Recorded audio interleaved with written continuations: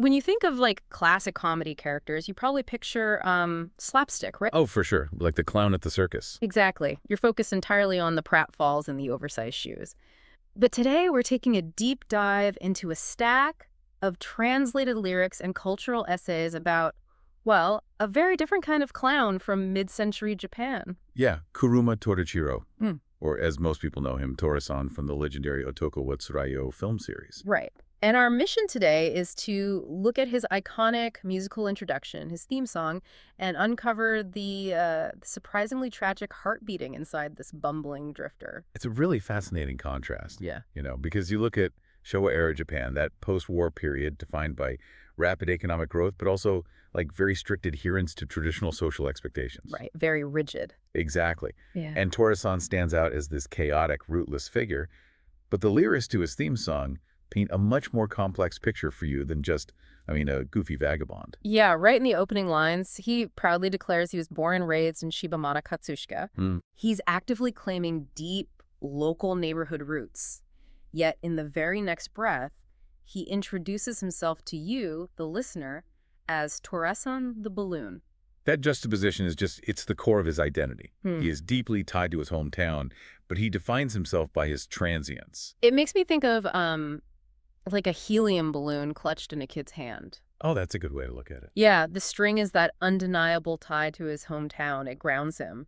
But his fundamental nature, the helium, means he's constantly pulled by the wind. Right, he's basically destined to slip from that hand and drift away. Exactly. And the essays point out the lyrics actually reveal why he lets go of that string. Yeah, he explicitly sings to his younger sister, Sakura, saying, if I'm around, you won't be able to go as a bride. Wait, I need to stop you there because I'm a bit confused. Sure. Tora-san is just a goofy guy, right? Why would an awkward older brother literally ruin his sister's chances of getting married? I mean, was society really that strict? Or is he just being, overly dramatic?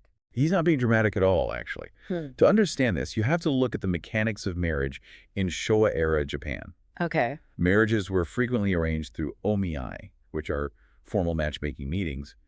In that system, a family's reputation, social class, and overall stability were just heavily scrutinized by the prospective groom's family. I get it. So having a lower-class itinerant street merchant for a brother isn't just an embarrassment at dinner. No, it's a literal deal breaker for a respectable family looking to make a match. Wow. So he desperately wants to be this great older brother that Sakura can brag about. Exactly.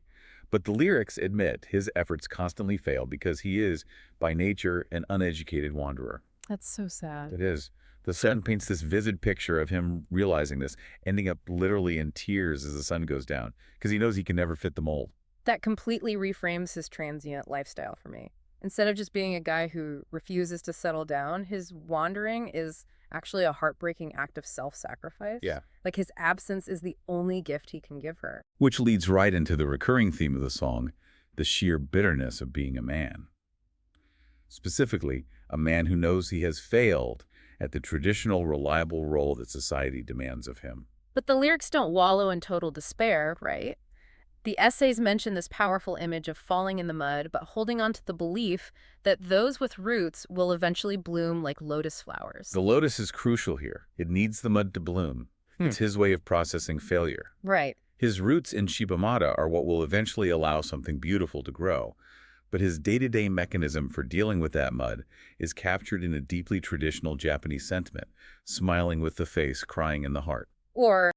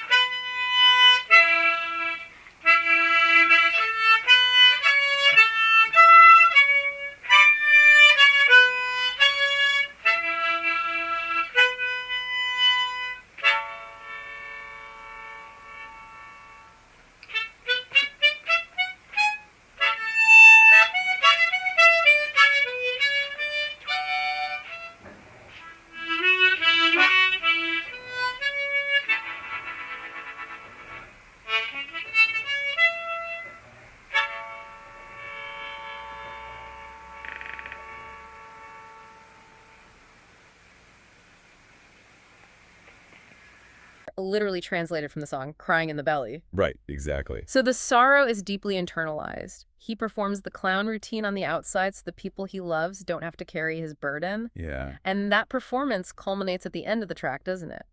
He closes with a classic tequila, greeting the rhythmic, formal introduction used by itinerant street merchants. Yes. He humbly asks strangers for their favor. He openly admits that whether he travels east or west, he causes trouble for people. Yeah. Yet, despite knowing he's a mess and rootless, he still respectfully bows to the world and asks for grace. He takes his failure, owns it completely, and still faces the crowd. He does. Which leaves you with something entirely different to ponder today. We've talked about how his drifting is an act of love for his family, but think about those strangers he meets on the road. In a hyper-connected modern world where everyone seems obsessed with building a pristine personal brand and like a permanent legacy, is there still a vital role in our society for the balloon? You know, the passing stranger who openly owns their flaws, adds for nothing but grace, and reminds us that it's okay not to have it all figured out.